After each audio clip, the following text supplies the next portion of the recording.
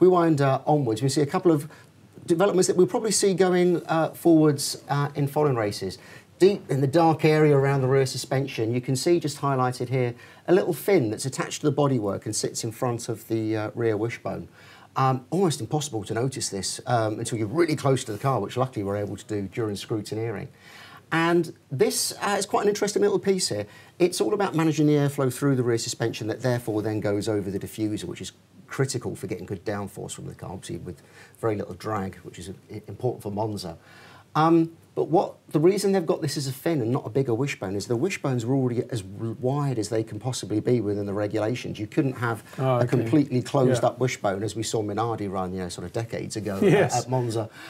So little bits of bodywork. Yes, exactly. So a little bit of bodywork there just to help smooth the airflow out over the suspension. Nice. Something tucked away, and just shows you that, again, the level of detail Mercedes are really getting well into. spotted too. Moving on, another piece in the area which we all talk about constantly for the complexity on the Mercedes is tucked down on the leading edge of the floor here is you have these three little veins just being highlighted there. And these are sat behind the barge boards, and this is all one piece of bodywork. When they take the floor off, the barge boards and all of these bits come with it. So they're very hard to see unless you're literally stood over the top looking down.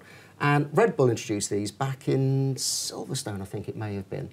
And what these are doing, these are just like little turning vanes, and they're just grabbing the air that's passing low down under the car and push it out sideways to reduce the pressure that builds up under the sort of lower leading edge of the floor.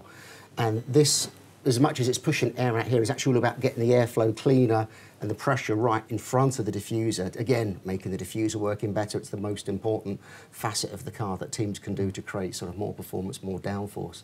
So little Red Bull copy there. It was quite interesting. It's not often that we see Mercedes copy too many things. They're normally leading, but little details tucked away there.